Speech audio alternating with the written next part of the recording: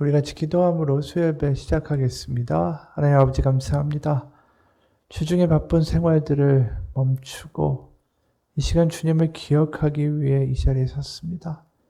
하나님, 주일만 하나님의 날이 아니라 우리의 매일매일이 하나님의 날이 되고 주님을 기억하는 날이 되게 도와주옵소서. 우리가 주님을 기억할 뿐 아니라 주님께도 우리가 기억되고 그 감격과 하나님의 살아계심을 경험하는 하루하루가 되게 하여 주옵소서. 이 시간 하나님 수요 예배에 시종을 주관하여 주옵시며 살아계신 하나님의 영으로 우리를 충만케 하사 하나님 더 알아가게 하여 주옵소서. 살아계신 우리 주 예수 그리스도의 이름 받들어 기도합니다. 아멘. 우리 이 시간 찬송가 365장 1절, 2절, 4절 같이 찬양하겠습니다. 마음속에 근심 있는 사람 주 예수 앞에 달래어라. 슬픈 마음 있을 때에라도 주 예수께 아뢰라. 주 예수 앞에 달래어라. 주 우리의 친구니 무엇이나 근심하지 말고 주 예수께 아뢰라. 눈물 나며 깊은 한숨 쉴 때 주 예수 앞에 달래어라. 은밀한 죄 내게 있더라도 주 예수께 아뢰라. 주 예수 앞에 달래어라. 주 우리의 친구니 무엇이나 근심하지 말고 주 예수께 아뢰라. 죽음 앞에 겁을 내는 자여 주 예수 앞에 달래어라. 하늘나라 바라보는 자여 주 예수께 아뢰라.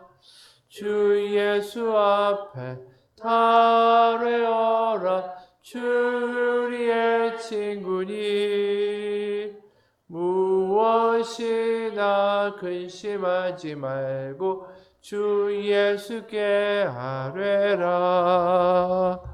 아멘. 오늘 말씀은 마가복음 13장 1절에서 13절까지의 말씀입니다.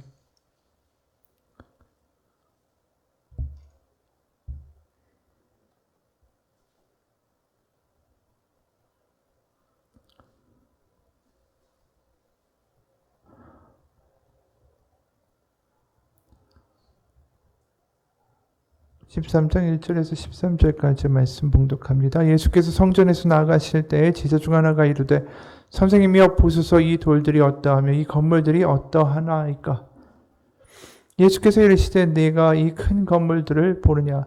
돌 하나도 돌 위에 남지 않고 다 무너뜨려지리라 하시니라. 예수께서 감람산에서 성전을 마주대하여 앉으셨을 때에 베드로와 야고보와 요한과 안드레가 조용히 묻되 우리에게 이르소서 어느 때에 이런 일이 있겠사오며 이 모든 일이 이루어지려 할 때에 무슨 징조가 있사오리이까. 예수께서 이르시되 너희가 사람의 미혹을 받지 않도록 주의하라.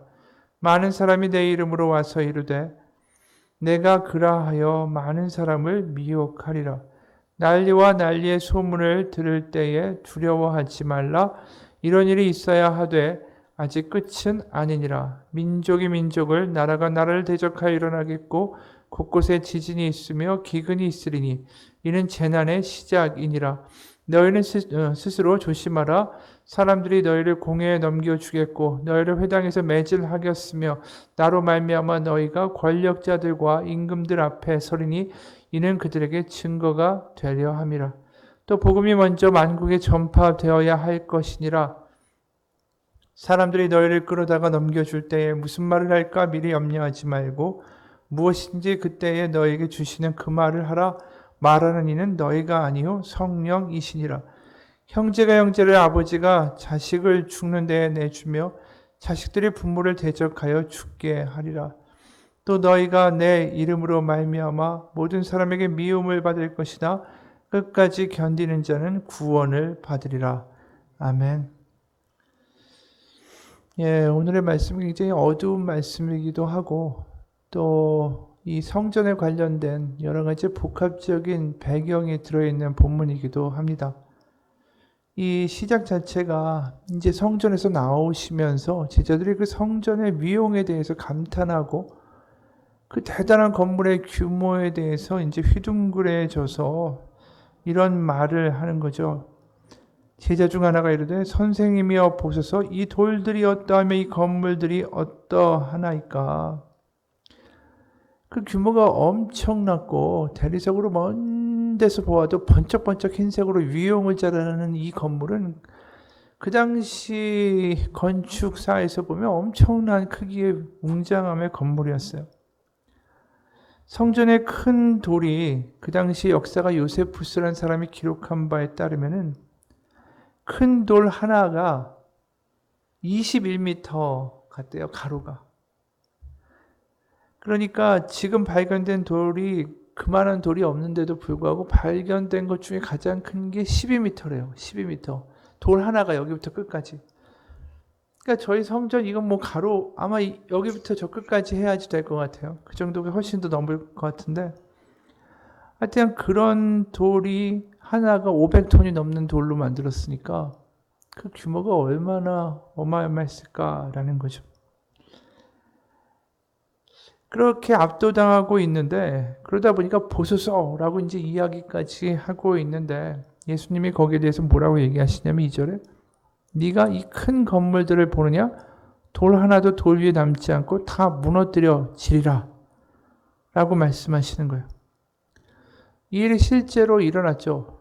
주후 70년에 로마 장군 티투스가 이 성전에다가 불을 지를 때 그 약탈한 성물 다 빼내고 금붙이 다 빼내고 이제 성전의 장식으로 붙어있던 이제 금들이 불을 지르니까 그 열기에 녹아내리면서 흘러내리면서 이 돌을 타고 스며들기 시작했어요. 그러면서 그게 스며 나오면서 부피가 팽창하니까 돌들이 다 쪼개져 가지고 무너지는 일이 실제로 있었습니다. 그러니까 이제 돌 위에 돌 하나 남지 않고 와르르 다 무너진 거예요. 근데 어찌됐든 간에 이런 거대한 건물이 게다가 하나님의 성전이 다 무너진다. 그게 굉장히 의아해하고 놀라운 이야기죠. 그러다 보니까 사전에 가서 제자들 몇 명이 가서 묻습니다. 어느 때 이런 일이 있겠사오며 이 모든 일이 이루어지려 할 때 무슨 징조가 있사오리까? 그러니까 이 일이 언제 일어납니까? 라고 이야기하실 때, 그러니까 물어볼 때 예수님이 그 나중에 시기에 대해서는 30절에 보게 되면 말씀해 주시는데 이 세대가 끝나기 전에 너희가 볼 자도 있을 것이다 라고 말씀을 해 주세요. 근데 그 환란에 대해서 이제 어떤 일이 있을까? 일어난 환란의 징조가 또 어떤 것이 있겠습니까? 그러니까 성전이 무너지기 전에 어떠한 일이 또 우리에게 일어날 때 성전이 무너질 거라고 우리가 미리 알게 되겠습니까? 그러니까 더 분명하게 말하면 예수님이 승천하시고 성전이 무너지는 70년, 주지 10년 그 사이에 일어난 일이 어떤 게 있겠습니까? 라고 물은 거하고 같은 거죠, 결론적으로는. 근데 우리가 이제 이 성전의 패망의 배경을 보게 되면 실제로 이렇게 일어났대요. 주후 66년에, 그러니까 70년에 멸망하기 전에 4년 전이죠. 5월 달에 그 당시에 총독이 빌라도가 아니라 플로루스라는 사람이 총독이었는데 그 사람이 이제 성전이 이미 알고 있는 것처럼 대단한 부를 축적했잖아요. 성전세도 가지고 있었고 그 성전 안에서 여러 가지 제사나 환전을 하면서 거기서 돈을 많이 긁어 모았고 그러다 보니까 성전의 금고에 금이 많았는데 이 로마 총독이 성전 금고에서 금 17달란트를 가져가려고 한 거예요. 그러니까 그걸 알고서 갑자기 폭동이 일어나기 시작했습니다. 그러니까 로마 수비대가 공격을 당했어요. 그리고 예루살렘이 완전히 반란자들의 수중에 들어갔습니다. 그 열심당이라고 있잖아요. 그 갈릴리 출신의 그러니까 그 로마에 대한 반대 세력이죠. 열심당. 열심당들과 귀족과 하급 제사장들이 거기에 동조했습니다. 그러면서 제사장들도 로마 황제를 위해서 매일 2차례 희생 제사를 성전에서 지냈는데 그걸 중단했어요. 더 이상 로마 제국에 대한 충성을 이제 폐기하는 거죠. 그러면서 반란이 도처에서 일어나고 봉기가 일어났습니다. 그 옆에 있던 시리아의 총독이 있었어요. 그 시리아 총독이 이 이스라엘의 총독을 구출하기 위해서 이제 로마 군단 한 개와 외인으로 채워진 부대를 이끌고 와서 예루살렘으로 들어왔습니다. 근데 졌어요. 퇴각을 하니까 이 반란군들이 아주 그냥 사기가 올라간 겁니다. 그러다 보니까 다른 귀족 세력까지 다 연합이 돼가지고 임시정부를 세우고 각 지방에다가 지방 관리를 두고 이제 통치를 하기 시작을 했어요. 군대까지 훈련시키고 이게 이제 유다의 1차 반란 사건이에요. 그래서 이제 군대를 만들고 그러다 보니까 이제 다시 또 로마에서 쳐들어올 걱정이 되잖아요. 그러다 보니까 여기다 이제 도성 방어를 세우고 강화하고. 그러니까 실제로 이제 그런 모든 일들이 일어난 다음에 베스파시안이라는 장군이 있습니다. 네로 황제의 임명을 받아가지고 이 사람이 드디어 총사령관으로 들어와요. 그래서 한 1년 조금 지난 67년 10월 달에 갈릴리의 전 지역이 로마에게 다 항복했습니다. 다시. 예루살렘은 남은 거죠, 아직. 근데 이제 69년도에 네로 황제가 갑자기 죽어요. 그러니까 총사령관이었던 베스파시안 이 장군이 다시 로마로 갑니다. 그 다음에 황제가 돼요. 그러니까 잠깐 동안에 이제 정벌이 멈춘 거죠. 그러다가 그 아들, 베스파시안의 아들 티투스, 이 사람도 나중에 황제가 됩니다. 이 사람이 로마 군단을 이끌고 와가지고 2번째 침공을 해가지고 예루살렘을 완전히 박살내버려요. 그 전쟁의 내용이 그 요세푸스가 유대인들의 전쟁사라는 책을 썼는데 이렇게 그 당시 상황이 이랬다라고 기록되어 있습니다. 매일 무섭게 증가한 기근은 예루살렘 전 가족을 죽음으로 몰아넣었다. 테라스에는 굶어 죽은 여자들과 아이들의 시체가 널려 있었고 골목에는 노인들의 처참한 주검들이 쌓여 있었다.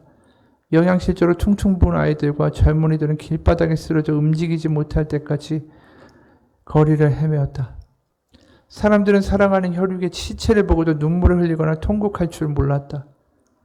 또 한 가지 형용할 수 없는 비극이 있었다. 어디든지 먹을 것이 있다라고 하면 서로 자기가 먹으려고 싸움이 벌어졌다. 가장 친한 친구들이 사소한 것을 서로 차지하려고 악의 다툼을 벌였고 시민들은 너나 할 거 없이 도둑과 강도로 돌변했다. 저들은 금방 숨이 넘어가고 있는 사람에게 달려들어 옷을 벗기고 그의 소지품을 강탈하였다. 마치 미친 개처럼 정처 없이 거리를 쏘다니다가 주택에 침입하여 먹을 것을 강탈하였다.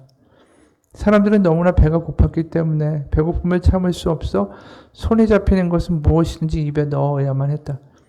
저들은 동물 가죽으로 만든 외투와 혁대와 신발을 뜯어먹거나 끓여서 그 국물을 마시기도 했다. 저들 중 많은 사람들은 오래된 건초를 먹고 곡식 줄기를 모아두었다가 그것을 돈을 받고 팔기까지 했다. 유대교 광신자들은 거리의 뒷골목에서 먹을 것을 약탈하다가 어느 한 집에서 고기를 굽는 냄새가 풍겨왔다. 광신자들은 곧 그 집으로 달려가 난폭하게 문을 두드렸다. 저들에게 문을 열어준 사람은 요단강 동편 지방의 베레조보라는 곳에서 살고 있는 매우 부유한 귀족의 딸 마리아였다. 이 여자는 유월절을 보내기 위해 순례차 예루살렘에 와 있다가 유대 전쟁과 기근을 만나 어쩔 수 없이 얽매인 몸이 된 것이다. 광신자들은 그녀의 목에 칼을 들이대면서 고기를 내놓지 않으면 죽이겠다고 위협하였다. 그녀는 마녀와 같이 험악하고 무서운 표정으로 고기를 저들에게 건네주었다. 고기를 본 순간 저들은 기겁을 하고 말았다. 그 고기는 다른 것이 아니라 반쯤 불에 구운 어린 아기였던 것이다. 아기는 마리아의 친자식이었다. 이 끔찍한 일이 그 당시에 예루살렘에 있었어요. 예루살렘을 두고 포위를 해버리니까 먹을 게 없으니까. 그러니까 많은 사람들이 도망을 가려고 밤에 야반도주를 하고 가지고 있는 유일한 보석, 금, 은, 보화 같은 거를 안 뺏기려고 삼켜가지고 나가기도 하고 그 와중에 계속해서 이 공성 무기가 예루살렘 성을 부수고 있었고 그러다 결국은 함락이 됐습니다. 그리고 성전에 도착했어요. 이 티투스 총사령관이 도착했는데 성전이 너무 부시기에는 아까운 건물이죠. 어떻게든 아껴 놓아 보려고 해서 마지막으로 그 성전 앞에서 반역자들한테 항복을 하라고 했습니다. 근데 이들이 거절했어요. 그래서 7월 하순에 4달 동안이나 예루살렘을 포위하고 있다가 이 군대가 전격적으로 새벽에 성전을 공격했습니다. 거기에 이런 내용이 있어요. 당시 성벽 주변에는 생지옥과 같은 끔찍한 장면이 펼쳐져 있었다. 수천 구의 시체가 햇볕 아래 썩고 있었고 악취는 견디기 힘들 정도였다. 개와 자칼이 인육으로 잔치를 벌이고 있었다. 티투스는 지난 몇 달 동안 매일 500명의 죄수나 탈주자들은 십자가에 처형했기 때문에 감람산과 바위산에는 십자가를 더 이상 꽂을 수 없을 만큼 빼곡했다. 예루살렘 당시 로마군의 조직적인 파괴로 성전은 완전히 무너졌다. 서쪽 벽 일부만 제외하고 성전의 잔해들은 성전 옆에 골짜기에 버려졌고 그것이 상부 도시와 하부 도시 사이에 골짜기를 메웠다. 이 예루살렘, 이 성전과 예루살렘, 이 함락 전쟁을 하면서 유대인들이 얼마나 많이 죽었냐면 70년 4월에 티투스가 예루살렘을 포위하기 전에 그 당시에 또 마침 6월절, 아까 6월절 때문에 한 여인이 올라왔다고 했잖아요. 6월절 때는 이제 순례객이 다 올라오잖아요. 성전에서 제사하겠다고. 보통 10만 명의 인구가 예루살렘의 인구인데 그 당시에 6월절이었기 때문에 100만 명에 육박한 사람이 들어왔다는 거예요. 그리고 포위가 시작됐을 때는 60만 명 정도가 있었는데 그 전쟁이 끝나면서 포로만 10만 명이고 유대인들이 그 죽어서 된 시체만 해도 20만 구가 시체가 나왔대요. 그러니까 지금 이 패망이 그냥 패망 정도가 아니라 완전한 폭삭이에요. 완전히. 그리고 성전은 다시는 지어지지 못합니다. 이걸로 끝났어요. 완전히.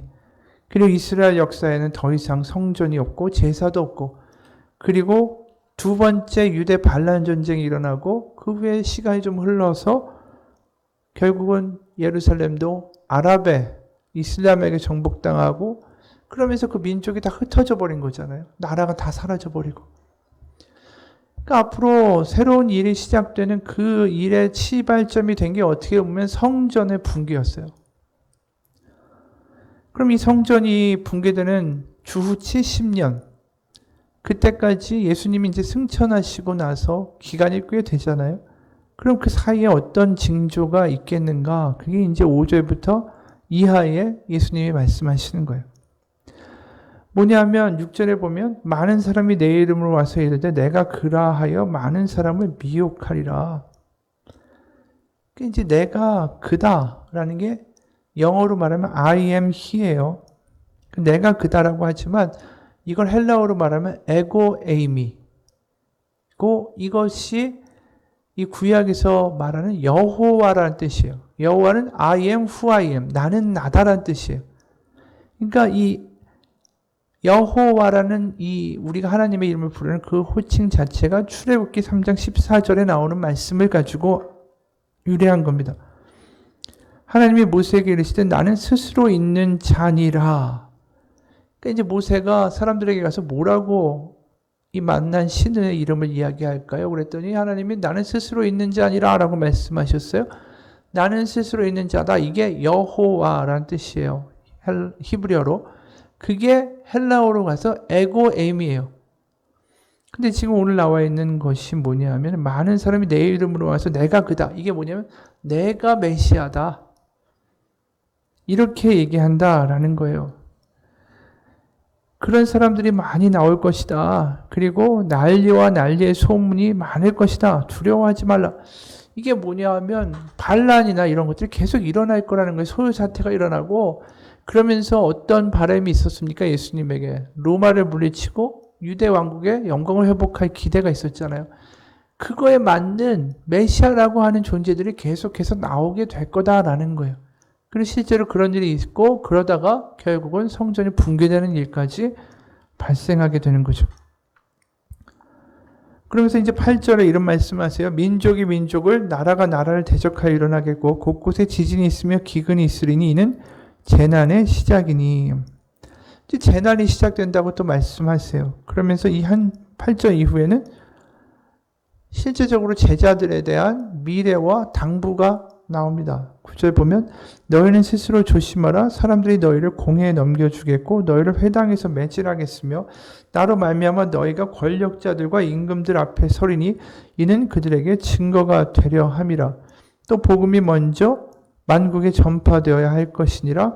사람들이 너희를 끌어다가 넘겨줄 때 무슨 말을 할까 미리 염려하지 말고 무엇이든지 그때 너희에게 주시는 그 말을 하라. 말하는 이는 너희가 아니요 성령이시니라.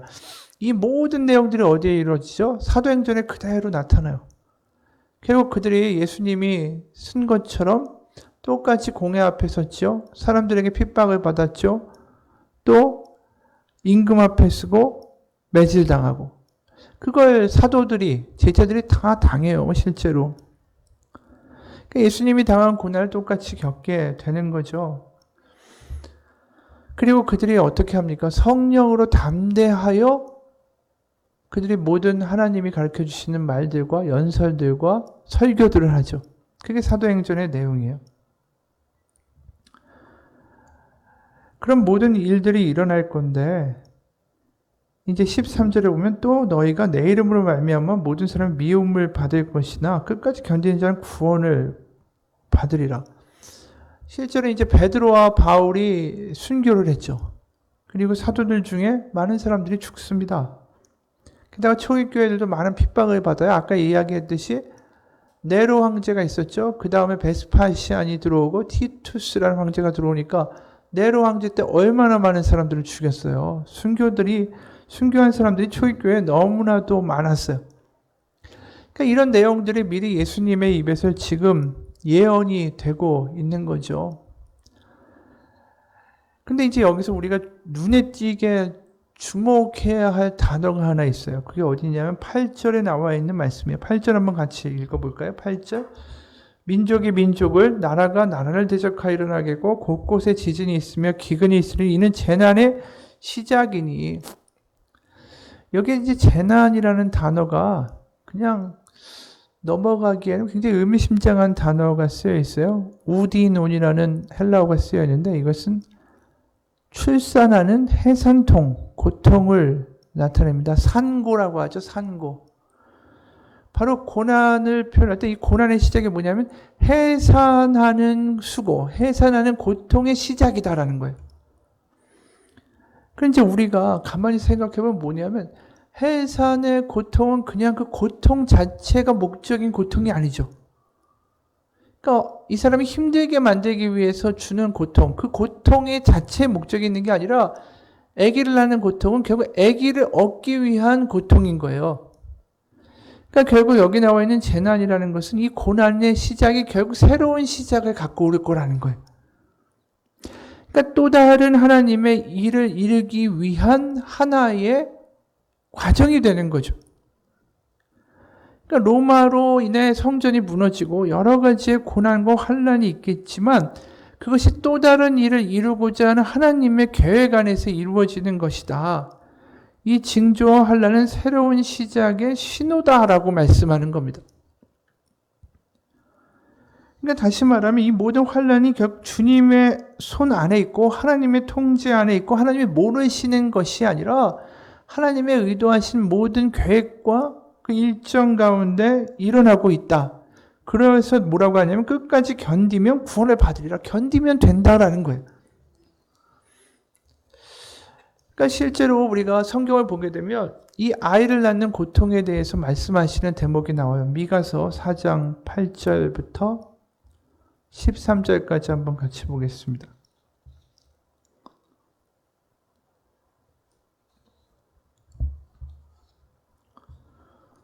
미가서 4장 8절에서 13절.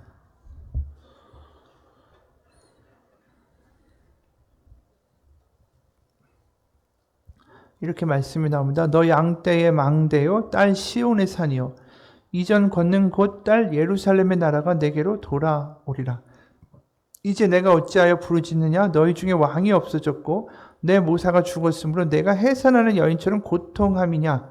딸 시온이여 해산하는 여인처럼 힘들여 나을지어다. 이제 내가 성읍에서 나가서 들에 거주하며 또 바벨론까지 이르러 거기서 구원을 얻으리니 여호와께서 거기서 너를 내 원수들의 손에서 속량하여 내시리라. 이제 많은 이방 사람들이 모여서 너를 치며 이르기를 시온이 더럽게 되며 그것을 우리 눈으로 바라보기를 원하노라 하거니와 그들이 여호와의 뜻을 알지 못하며 그의 계획을 깨닫지 못한 것이라. 여호와께서 곡식단을 타작마당에 모음같이 그들을 모으셨나니 딸 시온이여 일어나서 칠지어다. 내가 내 뿔을 무쇠 같게 하며 내 굽을 놋 같게 하리니 내가 여러 백성을 쳐서 깨트릴 것이라. 내가 그들의 탈취물을 구별하여 여호와께 드리며 그들의 재물을 온 땅에 주께 돌리라. 그러니까 여기 보면 해산하는 고통의 이후에는 뭐냐 하면 하나님의 뜻이 있다라는 거예요. 하나님이 속량하여 내시리라. 그리고 그 다음에 뭐라고 얘기하냐면 그것을 비우는 자들은 12절에 그들이 여호와의 뜻을 알지 못하며 그의 계획을 깨닫지 못한 것이라. 결국 그 해산의 고통에는 하나님의 계획과 뜻이 있고 하나님의 일정이 있다라는 거예요. 그러니까 결국 해산은 비극으로 끝나는 것이 아니라 새로운 시작을 위한 과정이 된다. 그래서 로마서 8장 우리가 18절부터 23절에 보면 여기에도 또 해산하는 고통이 나와요. 로마서 8장 18절부터 23절.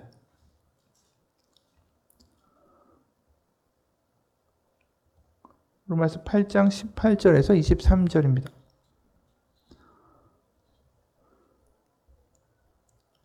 생각하건대 현재의 고난은 장차 우리에게 나타날 영광과 비교할 수 없도다. 피조물이 고대하는 바는 하나님의 아들들이 나타나는 것이니 피조물이 허무한데 굴복하는 것은 자기 뜻이 아니요 오직 굴복하게 하시는 이로 말미암음이라. 그 바라는 것은 피조물도 썩어짐의 종로를 탄 데서 해방되어 하나님의 자녀들의 영광의 자유에 이르는 것이니라. 피조물이 다 이제까지 함께 탄식하며 함께 고통을 겪고 있는 것을 우리가 아느니라. 그래서 그뿐 아니라 또한 우리 곧 성령이 처음 익은 열매를 받은 우리까지도 속으로 탄식하여 양자될 것 곧 우리의 속량, 우리 몸의 속량을 기다리느니라. 여기 보면 함께 고통을 겪고 있는 것을 우리가 아느니라 22절에 여기 이제 산통이라는 단어가 쓰였어요. 피조물도 뭘 기대하냐면은 결국 우리 몸의 속량, 부활을 기다린다는 거예요. 지금 모든 피조물과 이 세상이 신음하고 고통 가운데 망가져 가고 있지만 하나님이 새로운 창조로 부활하게 하시는 그 날을 기다리고 있다. 그 과정이 뭐냐? 그게 산통이다. 요한복음 16절에 보면 예수님이 이번에 직접 이야기하세요. 요한복음 16장 20절에서 22절 보면 예수님이 직접 제자들에게 이런 말씀하십니다. 내가 진실로 진실로 너에게 이르노니 너희는 곡하고 애통하였으나 세상은 기뻐하리라. 너희는 근심하겠으나 너희 근심이 도리어 기쁨이 되리라. 여자가 해산하게 되면 그때가 이르렀으므로 근심하나 아기를 낳으면 세상에 사람 난 기쁨으로 말미암아 그 고통을 다시 기억하지 아니하느니라. 지금은 너희가 근심하나 내가 다시 너희를 보리니 너희 마음이 기쁠 것이요 너희 기쁨을 빼앗을 자가 없으리라. 뭐냐면 해산의 고통과 근심이 있지만 결국은 아이를 낳으면 기쁨으로 말미암아 그 고통을 다시 기억하지 아니한다라고 말씀하시는 거예요.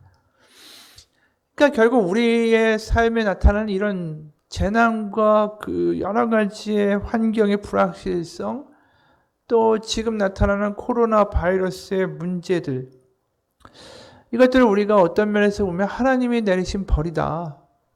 세상이 교만하여 하나님이 내리시고 치신 것이다. 이렇게 보기도 해요. 하나님이 잘못했기 때문에 벌을 주신 것이다. 근데 오늘 제자들에게 하시는 말의 뉘앙스는 다르다라는 거예요. 지금 나타나고 있는 고난과 환난은 결국 하나님의 새로운 일을 시작하시기 위한 하나의 고통이다라는 거예요. 그러니까 우리가 나타나는 여러 가지 환난과 어려움을 바라보는 또 다른 시각이라는 거죠.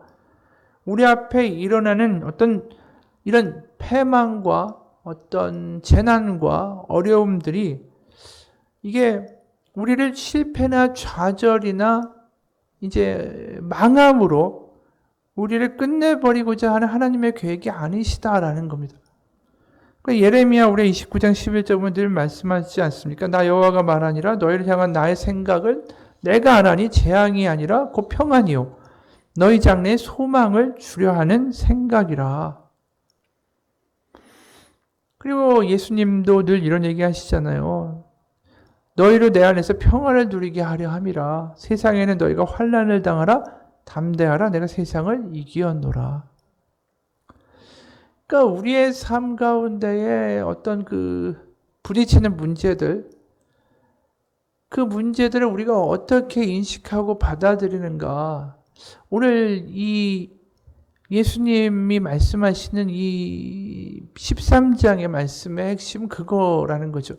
너희들이 당하고 있는 환난과 어려움을 절대로 그냥 이것 자체가 끝이거나 이것 자체가 너무나도 암흑이라고 받아들이는 것이 아니라 이것이 해산의 고통이라고 받아들일 때 너희들은 절대로 이게 버려졌다라고 느낄 수 있는 것이 아니다라는 거예요. 그래서 오늘 보게 되면 이 1절, 2절, 5절, 9절, 14절 그 이하로 보게 되면 굉장히 많이 나오는 게 무슨 단어냐면 봐라, 또 보거든, 알아라, 보아라, 깨어있어라. 계속 이 말씀을 하세요. 그러니까 본다라는 게 뭐냐면 우리가 보는 걸 그냥 보는 1차원적인 보는 게 아니라 이 보면서 이 가운데 하나님의 계획과 하나님의 뜻이 어디에 있는가를 깨달으라는 거죠. 그러니까 깨어있으라는 것은 다른 게 아니에요. 그냥 잠을 자지 말라는 게 아니라 이 고통을 고통으로만 보지 말고 이 고통 너머에 하나님의 계획과 하나님의 섭리와 하나님의 일하심을 보라는 거죠. 우리의 개인의 인생도 마찬가지예요. 이게 이제 커다란 사회적인 이슈나 아니면 환난이나 이 코로나 바이러스 같은 재난의 경우도 있지만 우리 개인적으로도 어려운 일을 겪을 때가 있잖아요. 잘 살고 있다가 젊은 나이에 갑자기 암이라는 선고를 받을 때도 있고 하다가 갑자기 자기가 사랑하는 사람의 여러 가지 충격적인 소식을 듣게 되는 경우도 있고 그 리처드 로라는 영성신학자가 이런 얘기를 했어요. 우리의 인생의 전반부는 no, 아니다 라는 걸로 자기를 나타내고 후반부의 인생은 yes, 그렇다라는 것으로 자기를 나타내게 되어 있음을 기억하자. 이게 무슨 이야기인가 했어요. 근데 이분이 이런 얘기를 해요. 예수 그분의 그 바울의 말에 따르면 언제나 그렇다만 되시는 스승이라는 것이 나는 참 고맙다. 그러면서 고린도후서 1장 19절에 말씀을 하는데 고린도후서 1장 18절 19절에 보면 이런 말씀이 있어요. 사도 바울이 이렇게 말씀합니다. 하나님은 미쁘시니라. 한번 같이 볼까요? 고린도후서 1장 18절 19절.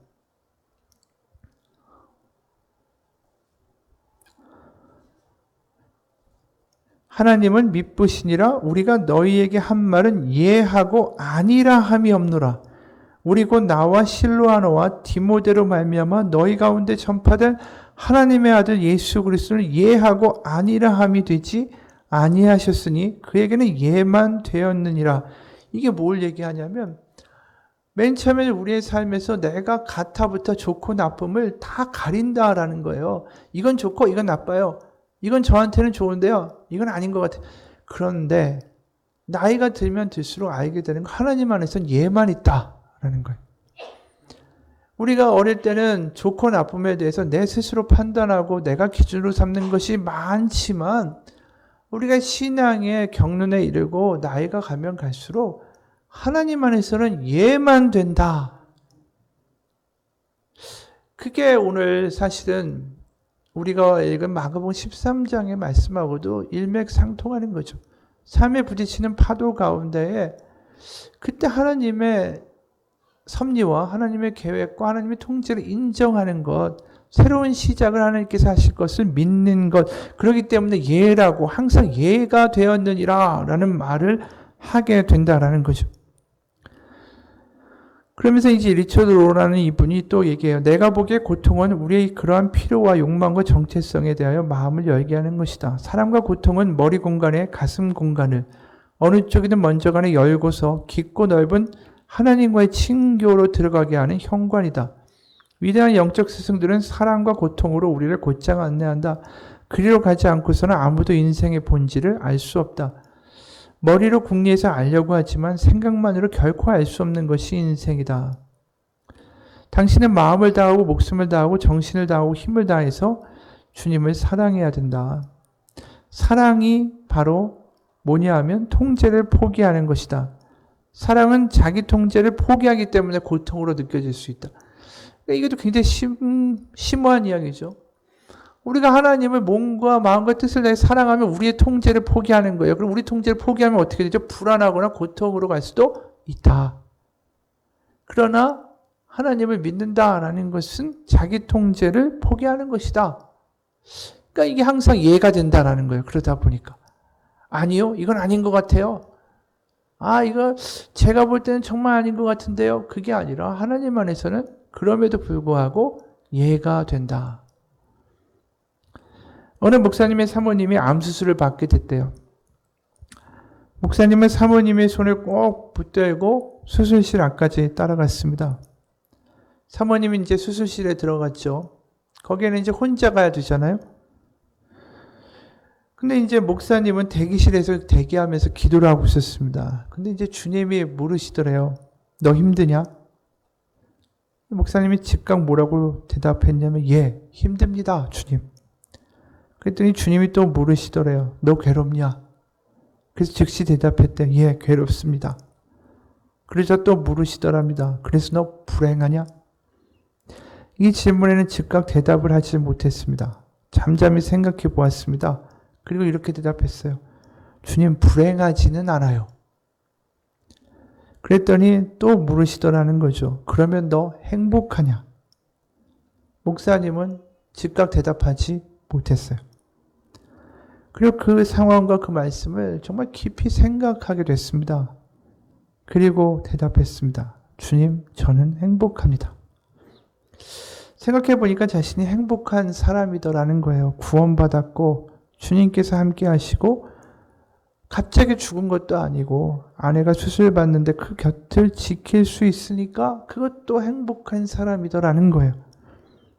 근데 신기한 건 주님 행복합니다라고 고백하는 순간에 거짓말처럼 마음의 두려움도 마음의 고통도 다 순식간에 사라져 버리고 감사가 터져 나왔어요.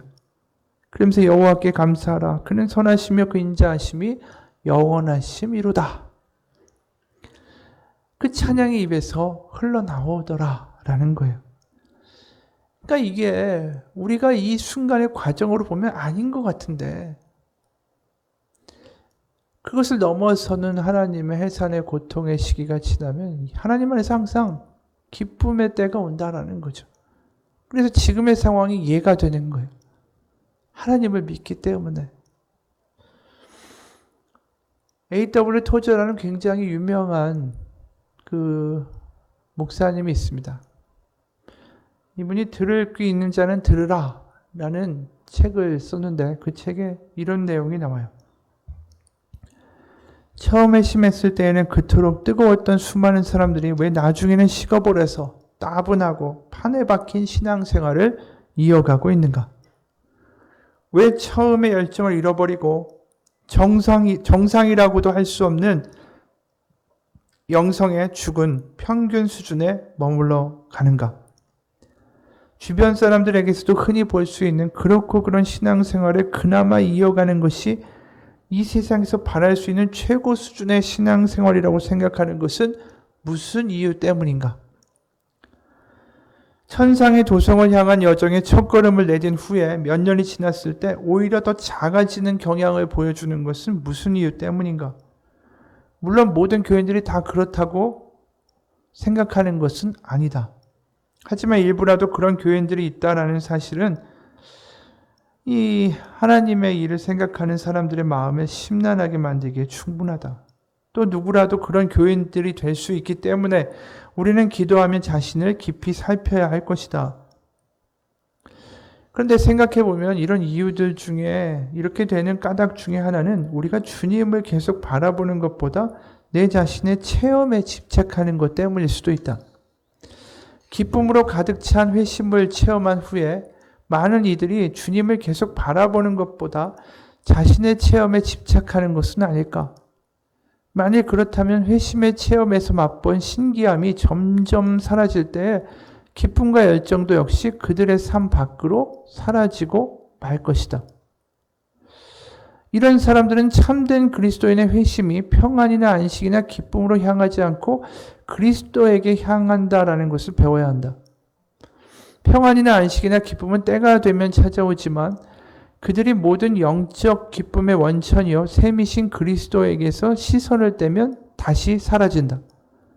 하나님과의 관계를 깊이 추구할 때만 비로소 영적 열정의 불이 계속 타오를 수 있다.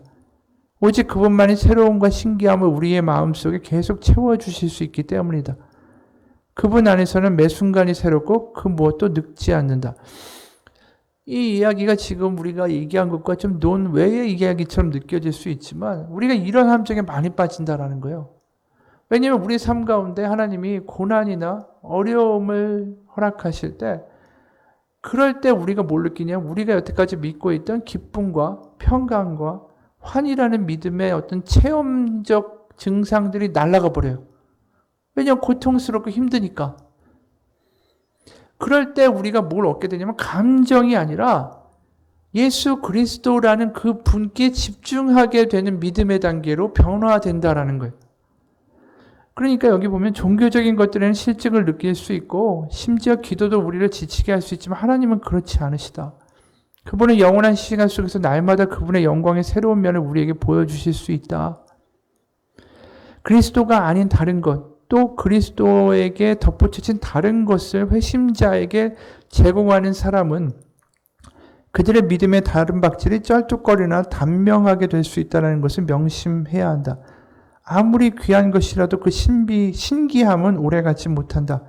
관심과 흥미가 시들어갈 때 우리는 사람들에게 열정적으로 권해서 다시 관심과 흥미를 되살리려고 하는 애쓰는 경향이 있다. 그러나 솔직히 말하자면 나는 자주 듣게 되는 신앙적 권고의 말에 실증이 난다. 그리스도를 내게 보여주지 못하면서 단지 돌격 앞으로를 외치며 더 열심히 일하고 더 많이 기도하고 더 많이 베풀라고 목청을 높이는 설교자에게 실증이 난다. 이런 것은 자꾸 반복할수록 약발이 점점 떨어지기 때문에 결국 사람들은 실증을 내면서 지쳐버릴 것이다. 그렇게 되면 성장의 뒷걸음질 치고 점점 작아지다가 열정이 줄어들어 처음 회심했을 때보다 더 나쁜 상태로 떨어진다.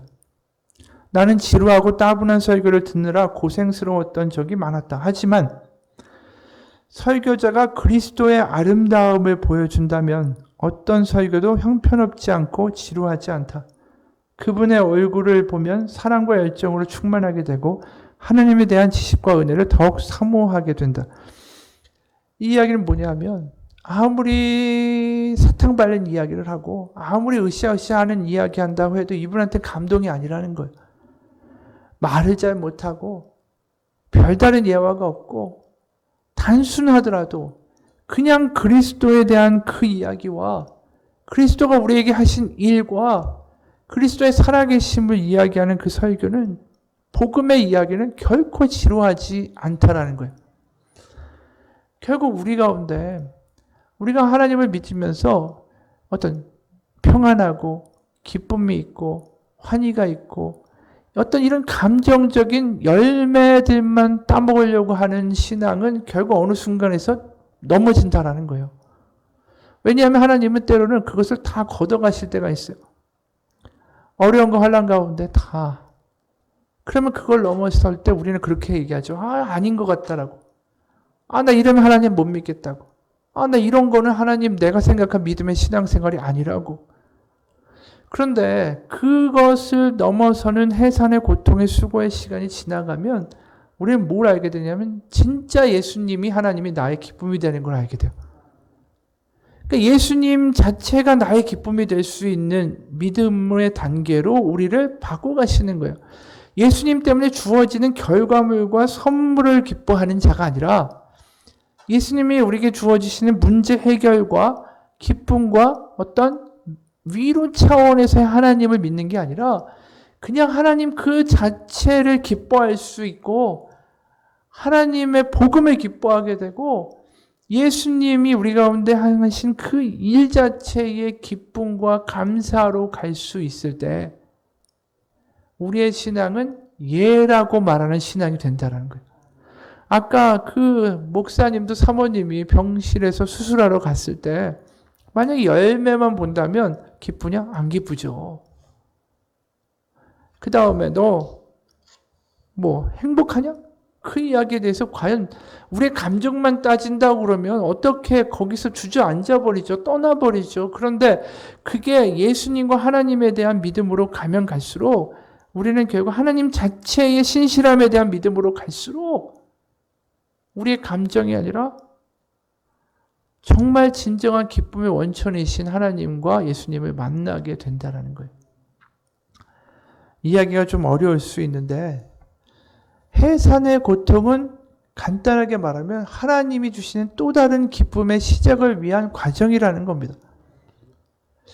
우리가 그 고난을 넘어서 하나님의 새로운 시작에 대하여 볼 수 있는 것, 그게 믿음이라는 거예요.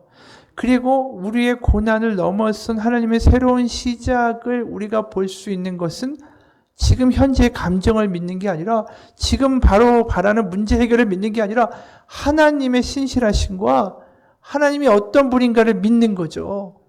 그리고 그 하나님은 반드시 우리 가운데 새로운 시작을 허락하신 하나님이다라는 걸 믿는 거예요. 그게 예수 그리스도의 복음의 본질이에요. 왜 복음일까? 내가 부족하고 내가 연약한 거 하나님이 다 아신다. 그런 너를 내가 포기하지 않고 너를 구원하고 아버지께로 데려가기 위해서 내가 왔다. 그게 예수 그리스도의 복음이잖아요. 나에게 주도권이 있는 게 아니라 모든 일을 하나님이 하셨고 하나님이 나를 사랑하시고 하나님이 그래 반드시 나를 하나님의 선한 길로 나를 데리고 가실 것이다. 그게 예수 그리스도의 복음이고 십자가고 부활이잖아요. 우리에게 주어진 선물. 바로 예수 그리스도. 그러니까 그것을 우리가 경험하게 될 때 정말로 본질을 경험하고 본질을 기뻐할 줄 알 때 그 신앙은 항상 예라는 신앙이 된다는 거예요. 우리의 감정과 문제 해결과 눈에 보이는 즉흥적인 것으로 판별할 때는 우리는 항상 예와 아니요, 아니요를 하게 돼 있어요. 아니요, 이건 아닌 것 같다고. 하지만 예수 그리스도 하나님께 바라보는 것을 멈추지 않고 그것에 집중하는 신앙이 될 때 우리는 예라고 하게 될 것을 믿습니다. 우리에게 주어지는 고통은 고통 자체가 절대로 목표가 아니에요. 아기를 낳기 위한 고통이죠. 요한복음 16장에 이 말씀이 얼마나 위로가 되는 말씀이 아까 읽었던 말씀 있잖아요. 예수님이 제자들에게 하신 것. 여자가 해산하게 되면 그때가 이르렀으므로 근심하나 아기를 낳으면 세상에 사람 난 기쁨으로 말미암아 그 고통을 다시 기억하지 아니하느니라. 지금 너희가 근심하나 너희 기쁨을 나중에 빼앗을 자가 없으리라. 우리의 삶에서 이 해산의 고통의 시간들을 지나가고 있으시다면 여기서 하나님을 바라보고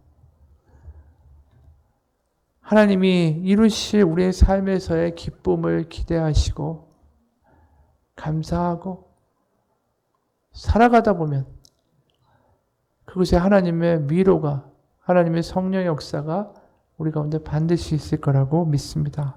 같이 기도하겠습니다. 하나님 아버지, 우리에게 일어나는 재난을 재난으로만 보고 모든 걸 버리라고만 보고 나쁘게만 보는 것이 아니라 우리가 그것을 넘어선 하나님의 기쁨과 하나님의 선함과 하나님의 의로움과 하나님의 사랑을 볼 수 있게 하여 주옵소서. 우리가 겪는 고통은 고통 자체가 목적이 아니라 해산의 수고고 해산의 고통임을 깨닫게 하시고, 하나님은 분명히 선한 것을 나에게서 이루어 가신다라는 것을 믿는 믿음이 되게 도와주옵소서. 그래서 아니요라는 믿음이 아니라 맞습니다. 주님이 옳습니다. 하나님이 옳습니다. 하나님이 하십니다. 하나님이 반드시 이루실 것을 믿습니다. 하나님은 선한 것을 나에게 허락하실 것을 믿습니다. 그 믿음 가운데 살아가는 우리가 되게 도와 주옵소서. 그것이 하나님이 우리에게 주신 복입니다. 선한 하나님, 내가 너희를 향한 나의 생각을 안 하니 그것은 재앙이 아니라 평강을 주라는 것이다. 우리 하나님은 그런 하나님입니다. 그게 예수 그리스도의 십자가에 나타난 하나님의 사랑이고 하나님의 긍휼이고 하나님의 자비고 하나님의 열심입니다. 하나님은 우리를 향한 일을 멈추시지 않습니다. 그렇기 때문에 자기 아들을 십자가에 못 박아 죽이기까지 하면서도 하나님은 우리를 구원하기 원하셨습니다. 긍휼을 멈추시지 않는 하나님, 우리를 포기하시지 않는 하나님, 우리의 환난 가운데도 이것이 해산의 고통임을 깨달으며 하나님의 기쁨의 때를 앙망하며 나아가는 우리의 신앙 되게 도와주옵소서. 성령님 우리 가운데 역사하여 주옵소서. 살아계신 우리 주 예수 그리스도의 이름 받들어 기도합니다. 아멘. 하늘에 계신 우리 아버지의 이름을 거룩하게 하시며 아버지의 나라가 오게 하시며 아버지의 뜻이 하늘에서와 같이 땅에서도 이루어지게 하소서. 오늘 우리에게 일용할 양식을 주시고 우리가 우리에게 잘못한 사람을 용서하여 준 것 같이 우리의 죄를 용서하여 주시고 우리를 시험에 빠지지 않게 하시고 악에서 구하소서. 나라와 권능과 영광이 영원히 아버지의 것입니다. 아멘.